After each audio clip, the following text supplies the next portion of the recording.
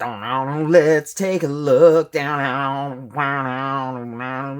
take a look. Starfish reviews. No, that's not where you are. This is Toy Lips, and welcome back. This is the McFarlane Toys DC Multiverse Superman of Earth-3 Collect to Build. Being real, it's this giant starfish jerk that really drew me in, and I think that it was brilliant to lead off with this main piece here. Gives you the best sort of taste of what's to come, as well as this extra piece to go on their chest. You get that on the side there, this on the bottom, a barcode. Superman of Earth-3 Crime Syndicate. Windows on the top and on this side and on the back. Here we have this full-blown picture of what's happening with the Starfish Gentleman. And then a little tease of some other figures yet to come, each featuring another piece for this son of a gun. Let's get into it. Getting the Ubermensch out of the package, you can see he cuts a really fine figure. Real quick. Earth-3 is a world where power and brute force outmatch the justice and compassion seen in many other Earths across the DC multiverse. Ultraman of Earth-3, born in Cal-2 on the planet Krypton, shows many similarities with Earth-Zero Superman. He's also the last son of Krypton and was sent in an escape pod to Earth, where he grew up in Smallville with his adoptive parents, Jonathan and Martha Kent, but the similarities end there. Using their son for their own gain, the Kents then manipulated Cal-2 and didn't allow him to leave the farm until one day when he finally discovered the truth of who he is and where he came from. He then broke free and left Smallville for good. Years later, he's now taken the name Ultraman and rules over Metropolis, dominating the sprawling city as a tyrant, and with the emergence of other powerful beings like himself, he's formed the Crime Syndicate, a group of morally corrupt, power-hungry supervillains that have performed the world to their liking there in every way. The antithesis of the Justice League. Taking a closer look, this is Ultraman.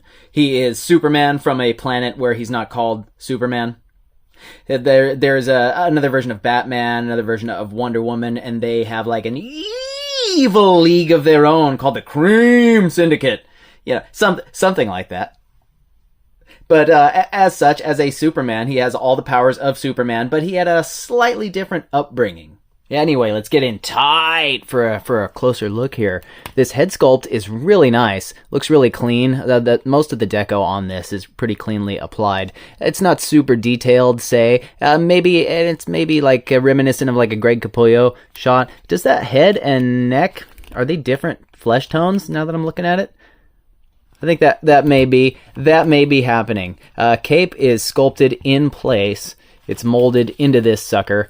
Really like extra pliable material these days. It's really nice, whatever they're doing with that. I don't mind that it's stuck there. It's sculpted really well. All of these wrinkles all throughout, just like his hair. It almost looks like his tips almost look frosted from the right angle. Someone gonna do a custom frosted tip Superman.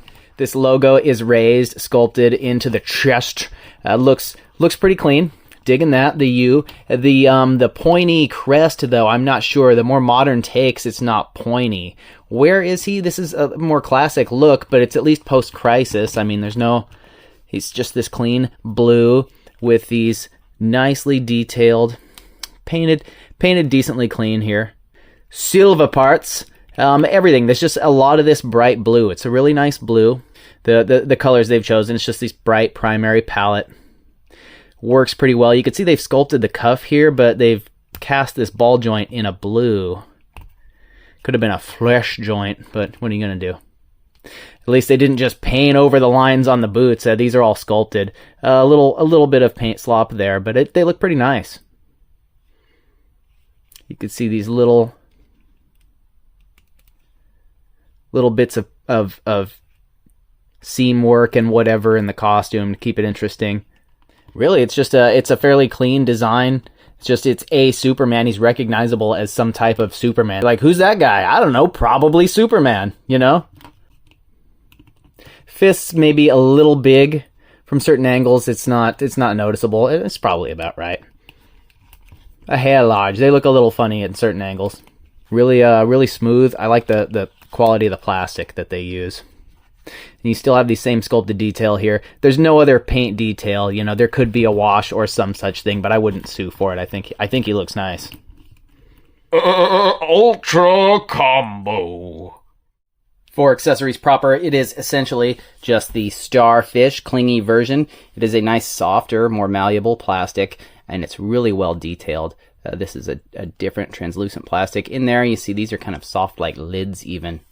How cool. You got to keep his face covered, I guess, to do that. But really, really nice detailing in this piece. Would have been cool to get some paint here, but that's stellar that they went through here and they sculpted little teeth and whatnot in there. Traditionally, comic book style, they're sucking on his head. But the way that this goes, these go over his chest.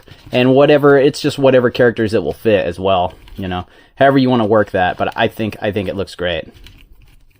Twist around, find you the best fit. I think we were onto something before, but yeah, who's to say?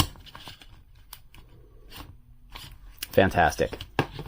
But I do prefer, you know, it's your boys, except they got starfishes on their faces. Now, like, you guys feeling all right? You get a haircut or something? You look a little different. But anyway, yeah, build a figure piece, not a traditional accessory, a piece for a different figure, trading card, and stand. Checking out the articulation on this absolute unit. You can see his head here is on a, yeah, you can't see anything. It's just this standard weird DC stuff where you'll just have like a hole and a neck and a ball and a head, and it's like a little barbell joint in there. It's not going to get you. God, and they're just so difficult to... It's actually fine. It's actually fine. Nothing else going on at the neck. Cape is, of course, stuck in place. But you do get these butterfly shoulders here, and it's just your standard shoulder set into this little dish. This little dish that has some extra rotate when you move this around. It just sort of goes with it and allows you to get a little more in and out. Really, really not much to speak of. You get this nice bicep cut here as well, shaped very specially, so you kind of awkward to rotate around, which you wouldn't anyway. Who would do that? Nice double jointed elbows. Looks really clean, you know, except for the visible pins. They experiment with these crazy shapes all the time. And this mostly holds. You're like, Superman, what's happened to your arm? Down here at the wrist, you have the standard McFarlane fat ball. Fat ball, painted perhaps the wrong color, but that is a ball joint. So it will rotate all the way around from both ends. And then whichever way that joint is facing, of course, you're able to move the fist. Yeah, that way. Little stiff. Little awkward, a lot unnecessary, I think. What do I know? I don't make toys, man. I just touch them. I'm just here touching them. It's got this nice diaphragm cut, though, and you do get pretty decent range off of this thing. Side and side. And that rotates really well. And then you have the same thing. You have a nice waist articulation, and it's all hidden by the nice McFarlane diaper here, this softer piece. So that gives you that little bit of play. I think that's a great idea when it's executed properly, and in this case, I think they pulled it off. Allows you to bring the legs this far out to the side, and you can, of course, go a little further because this is softer. Whatever you're comfortable with there. He's got these nice hinges at the thigh. Allows him to bring the leg this far forward and this far backward. And double joints. Again here, still visible pins, but that's a really nice range there. Nothing at the calf, but further down the line here, we have this something a little different here at the ankle. It's not the traditional ball joint. It's like a hinge with like sort of a half ball end, but it pegs down into the foot, allows you to come forward this far, back this far, and you get great rocker on that system, whatever's going on there. As well as a little toe articulation. Looking good. So he's no slouch. He's got all the proper parts. They just, you know, it's the McFarlane DC stuff. It's a little stiff. Clark's looking stiff. Clark's looking stiff today. The Earth-3 Superman stands about 7.5 inches to the top of his Earth-3 super hair. And now is time for comparisons time. And to start, we have the DC Multiverse Red Sun Superman, as well as the OG Action Comics Superman. The McFarlane figures scale a little wonky in general, but this original release Superman was a slightly smaller body. But I think between these releases it illustrates the difference just a different color can make, as that Red Sun is the same, it's just a repainted. I think they're all very handsome. And here he is next to Ant-Head Batman and Robin. Of course, Superman is not strong because he is physically big. He is strong because of the way his body synthesizes the energy from our system star. So that even Dean Cain could be Superman. No, No, but check out Tyler Hoechlin. Here is Barbara Gordon, Batgirl, and Barry Allen, the Flash.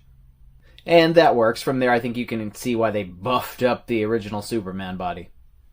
Here we go. Here he is next to Robert Pattinson's Batman and Gal Gadot's worthy Wonder Woman.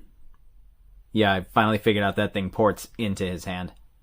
Also from McFarlane Toys, we have Geralt of Rivia from The Witcher 3, as well as Spawn from Mortal Kombat 11, based on his appearance in Mortal Kombat 11. For those showing love to other action figure lines, here is our McFarlane Ultraman next to the ever-popular NECA Ninja Turtles, Turtles in Time Leonardo, and the Jazzwares Halo Spartan Collection Gungnir. Their rated scales are a little closer to this figure. The Halos are like a 6.5. What is that? They work with 6-inch, apparently, not with 7. For a standard 6-inch size comparison, here he is next to the sensually muscled symbiote Spider-Man and the Marvel Legends Morning Coffee Mostly Bucky Cap Deadpool. These guys are the real cream syndicate. So when it's all said and done, I think this is a pretty nice figure. The colors really pop. I don't think there's a lot of representation for Ultraman here in figure form. He is certainly my first and only, and I think that they've jumped in at a good time as far as aesthetically to put him on the proper body without having to go all out. You know, it's easy reuse as long as they already have the proper parts in place.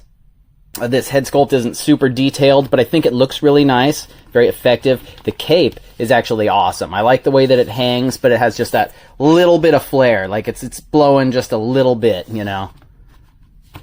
And the material that they use, pretty generally, I think is good. You know, you can't have it disrupt the center of gravity too much, or it just doesn't work, you know.